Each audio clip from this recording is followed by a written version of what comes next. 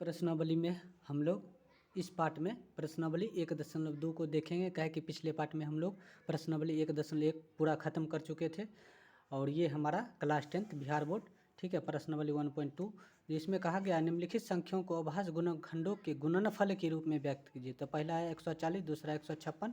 तो इस तरह से हम लोग बारीकी से देखते चलेंगे। तो पहला क्वेश्चन में हम लोग क्या कर लिए, इसका गुणनखंड करके और यहाँ से हम लोग क्या कर दिए, जो जोड़ा था उसमें उसको स्क्वायर करके ट्रिपल था तो क्यू करके, ठीक है, पावर करके यहाँ पर हम लोग कर दिए, जिसका मान कितना आ गया, इस तरह से यहाँ पर आंसर में हम लोगों को दिया गया।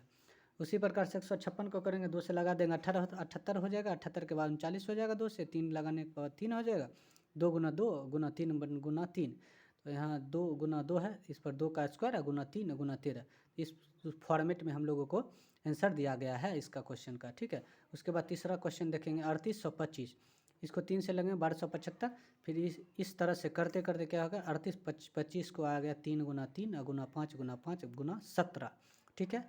यहाँ पे क्या आ गया, 3 का स्क्वायर कहे कि 2 बार है, उसके बाद है 5, 5 भी 2 बार है, तो 5 का स्क्वायर गुना 17। तो इस फॉर्मेट में हम लोगों को आंसर दिया गया। उसके बाद 140 के बारे में हम लोग देखेंगे। तो यहाँ से हम लोगों को 5 गुना 7 गुना 11 गुना 13 आ गया। तो यदि हम लोग देखेंगे तो यहाँ से हम लोग देख सकते हैं तो कितना हो जाएगा हम लोगों को 5005, ठीक है, बराबर हम लोग लिख लेंगे 5 गुना 7 गुना 11 गुना 13। यहाँ पर हम लोग नहीं लिखे थे, तो ये इस फॉर्मेट में इसका आंसर हो जाएगा। उसके बाद 7429 को 5 नंबर का पहला का 5वां देखेंगे। यहाँ से हम लोगों को कितना हो जाएगा 437 17 बार में, उसके बाद 19 बार में 23 आ जाएगा। तो 7429 को कितना हो जाएगा 17 गुना 19 गुना 23। इस तरह से हम लोग देख चुके हैं दूसरा पहला क्वेश्चन। और उसके बाद हम लोग दूसरा क्वेश्चन देखेंगे, पूर्णांकों के निम्नलिखित युग्मों के HCF और LCM ज्ञात कीजिए तथा इसकी जांच कीजिए कि दो संख्याओं का गुणनफल HCF गुना LCM के रूप में है। तो इस प्रकार से हम लोग फिर से दूसरा क्वेश्चन देखेंगे, एक आखिर हम लोगों को बनाना है किस प्रकार से। तो पहला क्वेश्चन है 26 और 91, कितना है 26 और 91। तो 26 को जब हम गुणनखंड कर दिए तो 2 गुना 13 हो गया, इसके बाद तो लगेगा नहीं, उसके बाद 91 का हो गया 7 गुना 13। तो 26 में 2 गुना 13, 91 में 7 गुना 13, जो दोनों में मिल जाएगा, ठीक है, वो हो जाएगा मेरा HCF, ठीक है।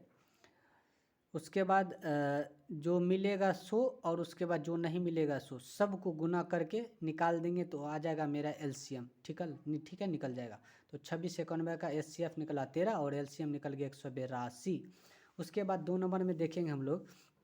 2 नंबर में दूसरा है 510, 510 को जब हम किए तो यहाँ 2 गुना 3 गुना 5 गुना 17 आ गया, ठीक है। उसके बाद 92 का कितना आया है 2 गुना 2 गुना 23, 2 गुना 2 गुना 23, ठीक है। तो 2 गुना 2 गुना 23, तो यहाँ से हम लोगों को कितना आ गया, इसमें से ये 2 निकाल लिए, ठीक है। उसके बाद क्या हुआ, हाँ, उसके बाद ये वाला 2, ये वाला 2 है, उसके बाद 3 गुना ये 5, यहाँ गुना 17 गुना 23। इस सब को गुना करने के बाद हम लोगों को कितना निकल गया 23,460। तो 510 और 92 का कितना निकला 23,460। उसके बाद हम लोग देखेंगे 336 और 54 का, 336 और 54 का देखेंगे तो हम लोगों को कितना निकलेगा, इसको भी हम लोग बारीकी से देखेंगे। तो यहाँ से हम लोग देख सकते हैं, ठीक है। तो यहाँ से हम लोग देख सकते हैं, कोई दिक्कत की बात नहीं है। आगे वाला क्वेश्चन हम लोग बना चुके हैं। तो 336 और 54 को पहले हम लोग समझेंगे। तो यहाँ से निकल गया इसका गुणनखंड। तो यहाँ पर बाबू निकला है 2 गुना 2 गुना 2 गुना 2, यानी 4 बार है, ठीक है, लिख दिए। उसके बाद 3 गुना 7 यहाँ भी लिख दिए। उसके बाद है 54 का कितना निकला 2 गुना 3 गुना 3 गुना 3, ठीक है। तो बाबू 2 1 दोनों में मिल रहा है और 3 भी मिल रहा है दोनों में। उसके बाद 3 इधर अकेला पड़ जाता है और 2 भी इधर अकेला पड़ जाता है। उस प्रकार से HCF निकल गया 3 दूना 2 तिया 6, हमको गुना करके लिख देना है। उसके बाद LCM, इसमें से 2 1 ले लेंगे, इसमें से 3 1 ले लेंगे, बाद बाकी जो बच गया है, ठीक है, जो बाद बाकी बच गया उसको हम लोग धीरे धीरे से आराम से लिख लेंगे, ठीक है। उसके बाद क्या हो जाएगा, लिखने के बाद हम लोग गुना करके लिख देंगे। तो HCF कितना निकला 6 और LCM कितना निकल गया 3024, ठीक है। तब तक के लिए और हम लोग कौन सा क्वेश्चन 3 4 5 तब तक फिलहाल देख लेते हैं 3 नंबर क्वेश्चन आखिर क्या कह रहा है, ठीक है। तो 3 नंबर क्वेश्चन इसमें कह रहा था, अभाज्य गुणनखंड विधि द्वारा निम्नलिखित पूर्णांकों के LCM और HCF ज्ञात कीजिए, ठीक है। तो अब यदि हम लोग देखेंगे तो पहला क्वेश्चन देख लेते हैं, दूसरा क्वेश्चन भी देख लेंगे। तो इसमें से इसका गुणनखंड अगर निकाला जाए अपवर्त्य द्वारा, तो 2 गुना 2, 2 दूना 4 तिया 12, 3 पचे 15, 3 सत्या 21। तो एलसीएम जो 3 3 3 तो निकल गया जो दोनों में था, और उसके बाद एलसीएम बचा के जो गुना कर देंगे निकल जाएगा एलसीएम। उसके बाद 13 17 29, ये भी एक एक बार लगेगा, तो एक सब में कॉमन आ जाएगा, तो एक आ जाएगा हमारा एलसीएम एचसीएफ। और एलसीएम कितना जाएगा गुना करने के बाद 11,339। उसके बाद हम लोग देखेंगे यहाँ से, तो 3 नंबर भी देख लेंगे। 8 9 और 25 दिया गया, 8 9 और 25 दिया गया। तो यहाँ से 8 में निकलेगा 2 गुना 2 गुना 2, 9 में निकलेगा 3 गुना 3, और 25 में निकलेगा 5 गुना 5।